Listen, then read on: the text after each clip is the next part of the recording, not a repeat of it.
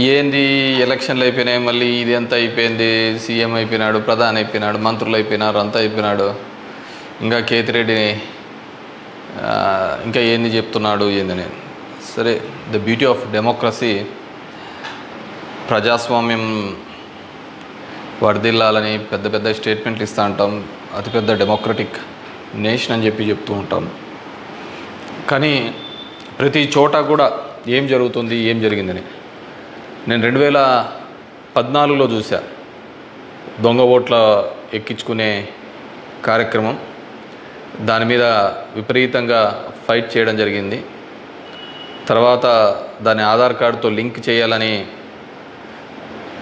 తీసుకున్నారు, కానీ మ్యాండేటరీ కాదు అనేది కూడా ఒక లింక్ పెట్టి తీసుకున్నారు. ఎందుకంటే మనకు అలా దరిద్రం ఉంది. గ్యాస్ సిలిండర్లు కావాలన్నా ఆధార్ కార్డుకి లింకు కావాలా, లేకుంటే ప్రతిదానికి ఆధార్ కార్డుతో ఉండాలి అని చెప్తారు. కానీ ప్రజాస్వామ్యాన్ని నిలబెట్టేది మాత్రం ఆధార్ కార్డుతో మ్యాండేటరీ కాదు అని చెప్పి ఇచ్చినారు. మరి మిగతా దానికందరికీ మ్యాండేటరీ ఎందుకైందో, దీనికి ఎందుకు ఖచ్చితంగా ఇవ్వాలి అనేది మాత్రం మరి ఆదేశించలేకపోయినాయి. సరే, వాటి మీద దొంగ ఓట్ల మీద అదేవిధంగానే ఇప్పటికీ కూడా ప్రతి నియోజకవర్గంలో 10 నుంచి 20,000 30,000 వరకు దొంగ ఓట్లతోనే ప్రజాస్వామ్యం గెలుపోవటంను డిసైడ్ చేసే పరిస్థితులు ఉన్నాయి. కానీ నన్ను ఎట్లాగో ఎలక్షన్స్ అయిపోయినాయి, ఓడిపోవడం జరిగింది. కానీ దీనికి సంబంధించి ఏ విధంగా ప్రతి ఒక్కటి చోట కూడా ఈవీఎంస్ అనేది ఇప్పుడు పెద్ద క్వశ్చన్ మార్క్. ఏం జరుగుతుంది, ఏ విధంగా అని చెప్పేసి డే 1 ఈ ఎలక్షన్ ప్రాసెస్ అంతా కూడా మనం చూస్తే తప్ప, ఎలక్షన్ ప్రాసెస్ చూస్తే కరెక్ట్ ఎలక్షన్స్కి ఒక వారం 10 రోజుల ముందు, నోటిఫికేషన్కి వారం 10 రోజుల ముందు అక్కడున్న ఎలక్షన్ కమిషన్ మెంబరు గోయల్ అనే అతను రిజైన్ చేస్తాడు. ఎందుకు రిజైన్ చేస్తాడో, ఏ దానికి చేస్తాడో తెలీదు. తర్వాత అంతకుముందు వరకు ఉన్న ఒక చట్టం, ఒక ఎలక్షన్ కమిషన్లో ఒక మెంబర్ని అపాయింట్ చేయాలనే దానికి ప్రధానమంత్రి, ప్రతిపక్ష నాయకుడు, చీఫ్ జస్టిస్ ఆఫ్ ఇండియా ఈ ముగ్గురు సమక్షంలో ఎన్నుకోవాల్సిన దాన్ని మళ్ళీ ఒక కొత్త చట్టం తీసుకొని వచ్చి ప్రతిపక్ష నాయకుడు, ప్రధానమంత్రి, క్యాబినెట్ సహచరుడు అని పెట్టి తీసుకొని వచ్చి ఒక కొత్త వ్యక్తిని తీసుకొని రావడం జరిగింది. అది మనం అందరం కూడా చూడడం జరిగింది. కానీ ఏం చేస్తారంటే బ్యూటీ ఆఫ్ డెమోక్రసీ, ఏ విధంగా కావాలంటే వాళ్ళ ఆ విధంగా చేయడం జరిగింది. ఈరోజు నేను కొన్ని ఉదాహరణలతో, నేను ఆంధ్రప్రదేశ్ దీని గురించి మాట్లాడితే మీరు ఇట్లా ఓడిపోయినారు కాబట్టి ఏమైనా చెప్తా అంటారు, ఏమైనా మాట్లాడుతూ అంటారు, ఏం అప్పుడు లేదా ఇప్పుడు లేదా అని కూడా మాట్లాడుతూ ఉంటారు. నేను ఇంతకుముందు కూడా చెప్పా, ఏ విధంగా కేవలం ఒకటి మాత్రమే ప్రశాంత్ కిషోర్ ఏ విధంగా చెప్తాడు, కేకే సర్వే అనేవాళ్ళు ఏ విధంగా చెప్తారు, లేకుంటే అశ్విని దత్ అనే అతను ఏ విధంగా చెప్తాడు 160 అని చెప్పేసి. ఎందుకంటే ప్రజల నాడి ఎవరికి దొరకలేదు, అందలేదు అనేది వాస్తవం. అలాంటప్పుడు వీళ్ళు ఏమాత్రం గ్రౌండ్ రిపోర్టు చేయని వీళ్ళకి ఏ విధంగా తెలుస్తుంది. వన్ థింగ్ ఏదైనప్పటికీ కూడా నేను కొన్ని పత్రికల్లో వచ్చిన ఆర్టికల్స్, అదేవిధంగా మిగతా దానిలోకి వచ్చిన ఆర్టికల్స్ని దృష్టిలో ఉంచుకొని మీ ముందు కొన్ని ఉదాహరణలు తీసుకొని రావదలుచుకున్నాను. ఇక్కడ చూసినామంటే తమిళనాడు రాష్ట్రంలో తిరువల్లూరు నియోజకవర్గంలో ఇది పార్లమెంట్ వైజ్గా నేను చెప్తున్నాను, టోటల్ 14,30,738 ఓట్లు పోల్ అయింటే, కానీ ఈవీఎం మాత్రం కౌంట్ చేసినప్పుడు 14,13,941 ఓట్లు 47 ఓట్లు చూపించాడు. అంటే 16,791 ఓట్లు కౌంటింగ్ చేసిన దానికంటే పోలైన ఓట్లు తక్కువగా ఉన్నాయి తిరువల్లూరు అనే విధంగా. అదేవిధంగా అస్సాంలో చూస్తే 10,760 ఓట్లు తగ్గినాయి. అంటే వీళ్ళు కౌంట్ చేసిన దానికి, వీళ్ళు ఈవీఎంలో ఇచ్చిన దానికి పోలింగ్ అయిన దానిలోకి చూస్తే, పోలింగ్ అయినది చూస్తే 12,40,306 అయితే ఈవీఎంలో కౌంట్ చేసిన దానిలకు 12,29,546 ఓట్లు ఉన్నాయి, 10,760. ఒడిస్సా ధనకల్ అనే చోట 11,93,460 ఓట్లు ఈవీఎంలలో పోలై ఉంటే ఈవీఎంలు కౌంట్ చేసినప్పుడు మాత్రం 11,84,33,000 9,427. అదేవిధంగా గుంటూరు మన ఆంధ్రప్రదేశ్లో చూస్తే 14,11,989 పోలై ఉంటే కౌంటింగ్ చేసినప్పుడు 14,04,061 ఓట్లు 7,928 ఓట్లు పోలైన దానికంటే ఈవీఎంలలో తక్కువగా కనపడడం జరిగింది. అదేవిధంగా ఎక్సెస్ వచ్చినాయి, అంటే పోలైన దానికంటే ఈవీఎంలలో ఎక్సెస్ రావడం జరిగింది. ఆ సంఖ్య చూస్తే అస్సాంలో కరీంగంజ్ అనే చోట చూస్తే 11,36,538 ఈవీఎంలలో పోలై ఉంటే ఎంచే టైంకి 11,40,349 అంటే 3,011 ఓట్లు పెరిగినట్టు కనపడినాయి. అదేవిధంగా ఒంగోలులో చూస్తే ఈ 13,99,707కి కౌంట్ చేసినప్పుడు 14,11,174 ఓట్లు. అదేవిధంగా ఒడిశా దాంట్లో బలాస్పూర్, మధ్యప్రదేశ్లో మండ్లా, అదేవిధంగా బీహార్లో బుక్సర్, ఇవన్నీ చోట పోలైన ఓట్ల కంటే ఈవీఎంలలో పెరిగిన ఓట్లు ఇవి. అదేవిధంగా ఇక్కడ పోలైన ఓట్ల కంటే ఇక్కడ తగ్గిన ఓట్లు. ఇది ఓవరాల్గా కూడా చెక్ చేసుకుంటే వచ్చిన విషయం. రెండో దానికి చూస్తే టోటల్ ఈ విధంగా చూస్తే దేశవ్యాప్తంగా 140 నియోజకవర్గాల్లో ఈ విధమైన ఓటు డిఫరెన్సెస్ జరిగినట్టు మొత్తం దీనిలో ఫామ్ 17C దీనిలో చెక్ చేసిన చోట మనము చూడడం జరిగింది. పైకెత్మ అదేవిధంగా ఈ విధంగా 16,000 ఓట్ల నుంచి ఈ విధంగా చేయడం జరిగింది. మే 25 ఈసీ రిలీజ్ చేసిన దాని ప్రకారము ఒక్క నిమిషం ఇవన్నీ కూడా చిన్నవి మాక్ ఓటింగ్లలో జరిగినవి ఇవన్నీ అని చెప్పేసి వాళ్ళు చెప్పడం జరిగింది. ఇంకా ఏమంటే ఫామ్ 20 ఇంకా ఇంతవరకు ఆన్లైన్లో కూడా అప్లోడ్ కాలే. మామూలుగా ఇవన్నీ ఆన్లైన్లో అప్లోడ్ కావాల్సిన విషయం. ఎందుకు అవన్నీ చెప్పచ్చు, లక్షల మెజార్టీలలో వస్తున్నప్పుడు ఈ 1000, 2000, 3000 ఎందుకు ఈ విధంగా అని చెప్పేసి నేను దానిలో కూడా కొన్ని ఉదాహరణలు చెప్తాను. దీనిలో సంబంధించి చూస్తే మొదటిది ముంబై నార్త్ వెస్ట్ మహారాష్ట్ర దానికి సంబంధించి మొత్తం ఈవీఎంలలో పోలైన ఓట్లు 9,51,580 ఓట్లు మొత్తం పోలైనాయి. కానీ ఈవీఎంలు లెక్కేసినప్పుడు దాంట్లో 9,51,582 ఓట్లు ఈవీఎంలో మాత్రం కౌంటెడ్గా కనిపినాయి. అంటే ఆడ లెక్క చేసిన దానికి దీనిలకు సంబంధించి తేడా కనపడడం జరిగింది. కానీ అక్కడ ఏం జరిగిందంటే శివసేన యూబీటీ అభ్యర్థి డిఫీటింగ్ అమోల్ గజనాన్ అనే అతన్ని 48 ఓట్లతో మాత్రమే అక్కడ ఓడించడం జరిగింది. అదేవిధంగా సెకండ్ కేసులో చూసినాము అంటే జైపూర్ రూరల్లో రాజస్థాన్లో 12,38,818 ఓట్లు ఈవీఎంల ద్వారా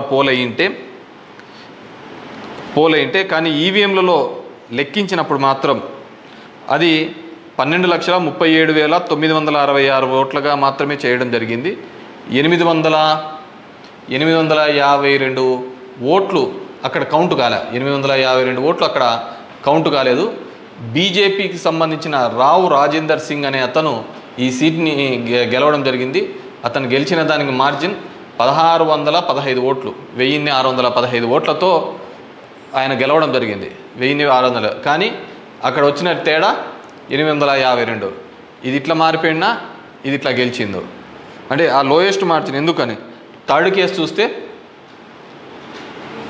కేసు కంకర్ ఇన్ ఛత్తీస్గఢ్ అక్కడ పోలైన ఓట్లు 12,61,103 ఈవీఎంల ద్వారా ఓట్లు పోలైంటే ఈవీఎంల ద్వారా మనకు ఫామ్ 17లో ఇచ్చినప్పుడు ఈవీఎంల ద్వారా ఉండేది. కానీ లెక్కేసినప్పుడు 12,60,153 ఓట్లు అక్కడ కౌంటెడ్ అని 950 ఓట్లు ఆడ కౌంట్ చేయలే, మిస్ అయినాయి. ఎట్లా మిస్ అయినాయో తెలియటంలే, ఎక్కడ కనపడటంలే. దాని ద్వారా బీజేపీకి సంబంధించిన భోరరాజ్ నాగ్ అనే ఇతను గెలవడం జరిగింది. 1884 ఓట్లతో గెలవడం జరిగింది ఇతను. Fourth case Farrukhabad in Uttar Pradesh. 10,32,244 EVM ఓట్లు పోల్డ్ అయితే, కానీ ఈవీఎంలలో చెక్ చేస్తే ఫామ్ 17 ఒక విధంగా ఉంది, దీనిలో చెక్ చేస్తే 10,31,740 ఈవీఎం ఓట్స్తో ఉన్నాయి. 460 ఓట్లు కౌంట్ చేయలేదు. ముఖేష్ రాజ్పుత్ అనే అతను గెలిచినది 2,678 ఓట్లతో. ఇటు గెలుపోవటంలో కంటే మార్జిన్ కంటే అసలు ఈ ఓట్లను ఎక్కడికి పోతున్నాయి, ఎక్కడికి మిస్ అయిపోతున్నాయి. అండ్ ఈ కేసులలో చూస్తే ఇవి అసలు వీవీప్యాట్లను కౌంట్ చేయాలని, అదేవిధంగా 100% ఇవన్నీ మాల్ ఫంక్షన్గా జరుగుతున్నాయని చెప్పినా కానీ మార్జినల్ ఎర్రర్ అని, అదేవిధంగా సర్ప్లస్ ఓట్లు ఎందుకు వచ్చినాయనే విషయాన్ని ఇంతవరకు కూడా ఎలక్షన్ కమిషన్ చెప్పలేకపోయింది. అదేవిధంగా పార్లమెంట్ వైజ్గా ఎక్కడ తగ్గినాయి, ఏ విధంగా అని చెప్పేసి ఇంతవరకు ఒక స్టేట్మెంట్, ఒక రీజనబుల్ స్టేట్మెంట్ కూడా ఇవ్వలేకపోయింది. ఈవీఎంలలో ప్రతి దానిలోనూ కూడా ప్రతి పార్లమెంటుకు సంబంధించి ఈ విధంగా తక్కువ ఎక్కువ వచ్చినట్టు కూడా వాళ్ళు చూపించలేని పరిస్థితి. ఎందుకంటే ఇది గెలుపోవటంలో సంబంధించిన సమస్య కాదు. ఎలక్షన్ కమిషన్ ఇంకా ఫామ్ 20 అనేది అప్లోడ్ కాకపోవడం, ఎలక్షన్ కమిషన్ కేవలం ఒక 10 రోజుల ముందు ఎందుకు అతను రిజైన్ చేసినాడు, ఏ కారణాల వల్ల రిజైన్ చేసినాడు, ఎన్నుకునే పద్ధతిలో పాత పద్ధతి తీసేసి కొత్త పద్ధతి ద్వారా ఎందుకు ఎన్నుకోవాల్సి వచ్చింది, ఎందుకు మిగతా వాళ్ళందరూ కూడా చాలా అర్లీగా ఇది 400 అని ప్రిడిక్ట్ చేస్తూ ఒక భావన చెప్పడం. మనం టీవీలలో కూడా చూసినామంటే ఆంధ్రప్రదేశ్లో 9:30-10 కల్లా కూడా అసలు కౌంటింగ్లో అనేది ఒక రీజనబుల్ రానిదే 100, 150, 120 అని ప్రొజెక్ట్ చేసినారు. అసలుకు వైసీపీ సీట్లు 25 కంటే దాటి చూపిలా. అసలుకు మొదట అర్ధ గంటలోనే మొత్తం నియోజకవర్గం అంతా ఏ విధంగా చూపిస్తారు, మొత్తం రాష్ట్రం అంతా ఏ విధంగా రిప్రజెంట్ చేస్తారు. సో ఆ విధంగా రిప్రజెంట్ చేయడానికి ఏంటంటే బేసిక్గా అక్కడున్న ఏజెంట్లు కావచ్చు, అధికారులు కావచ్చు, వన్ సైడెడ్గా పోవడం కోసం ఆ విధంగా చేసినారు. ఆ విధంగానే ఉండడంతో ఆల్మోస్ట్ వాళ్ళందరూ కూడా 10:30 నుంచి బయటికి రావడం మొదలుపెట్టినారు. ఏం జరిగింది అనేది అసలు ఎవరికే కానీ అర్థం కాలేదు. టీవీలలో చూసినాము అంటే అసలు 8:30 అంటే 9:30 కల్లా 100-150 సీట్ల లేక వచ్చేసినాయని ఎలివేషన్స్ అన్నీ ఇవ్వడం జరిగింది. సో ఏ విధంగా మీడియా ఎలక్షన్ కమిషన్ వెబ్సైట్లలో పెట్టలేదు, అక్కడ ఆ విధంగా ప్రాజెక్టు కాలేదు. కానీ వీళ్ళే మొదటే చేయడం వల్ల ఏంటంటే దానివల్ల ఏజెంట్లు అక్కడి నుంచి వెళ్ళిపోతారని చెప్పేసి, అదేవిధంగా ఉద్యోగస్తులందరూ కూడా వన్ సైడెడ్గా జరిగిపోతే ఏజెంట్లు అందరూ పోయినారంటే వీళ్ళు రాసుకునేదే రాత అయిపోతుంది కదా. సో ఆ విధంగా అబ్జల్యూట్ మెజారిటీస్ ఇదైతే అంటది. అదేవిధంగా సో ఇదంతా కూడా మనం నిజమైన ప్రజాస్వామ్యంలో దొంగ ఓట్ల మీద ఉన్నామా, లేకుంటే ఈవీఎంలో మిషనరీస్ మీద పనిచేస్తున్నామా, నాకు ఓడిపోయినానని నేను బాధతో కాదుగా చెప్తున్నానని కానీ అందుకే నేను ఆంధ్రప్రదేశ్ స్టేట్ గురించి ఎక్కడ చెప్పలే. దేశంలో జరిగినది వివిధ దీనిలలో చెప్పినది. ప్రశాంత్ భూషణ్ కూడా ఆయన సీనియర్ లాయర్గా కూడా ఆయన కూడా పోరాడుతున్న సందర్భం చూసాం. సో ఇది మనం మాట్లాడకపోతే, ఎందుకంటే మేము ఎక్కడైనా ఊర్లలో పోయినా కానీ, ఊరు నుంచి వచ్చినా కానీ, టౌన్లో కానీ మిగతా వాళ్ళన్నా మేము వేసామని చెప్తున్నారు. మరి వేసింటే ఓట్లు ఎక్కడికి పోయినాయి, ఎవరికి పోయినాయి? ఎక్కడి నుంచో వచ్చి 3,000తో గెలుస్తామని చెప్పేసి ధర్మవరంలో 2 నెలల నుంచి చెప్తున్నారు. ఏ విధంగా ఆ ఫిగర్ అచీవ్ అయ్యి 3 నెలల నుంచి చెప్తుంటారు? So it's a big question mark. So there is completely ఏదో ఒక సెక్షన్లో అయితే మ్యానిపులేషన్ జరిగింది. ఇప్పుడు ఏం చేసేది ఎందుకు కాదు, కానీ జస్ట్ ప్రజలందరూ కూడా మనం అందరం వివేకంగా ఆలోచించుకొని డెమోక్రసీ ప్రజాస్వామ్యాన్ని ఇదే పెట్టుకుంటూ పోతా అంటే మోడీ 3 అవుతుంది, మోడీ 4 అవుతుంది, మోడీ 5 అవుతా ఉంటుంది. ఇంక జనం యొక్క ఓటుకు దాని విలువకు ఎటువంటి విలువ ఉండలేని పరిస్థితి మనం చూడగలుగుతాం. So these are all planned and స్క్రిప్టెడ్గా అంతా కూడా జరిగిందని పూర్తిగా నేను నమ్ముతున్నాను. పబ్లిక్ జనం కూడా అదే విధమైన ఆలోచనలతో ఉన్నాయని నమ్ముతున్నాను. వాట్ ఎవర్ మేబీ నాకు కూడా ఈ 5 ఏళ్ళు కూడా జనాలు మీరు ఇంకా తిరిగినే చాలు, చేసినే చాలు, ఇది చాలు అని చెప్పేసి ఒక బ్రేక్ ఇచ్చినట్టుగా ఉంది. కానీ బ్రేక్ ఇచ్చినా తప్ప నాకు రాజకీయాలు తప్ప వేరేది ఏమీ తెలియదు కాబట్టి డెఫినెట్గా నా గొంతును వినిపిస్తూనే ఉంటాను.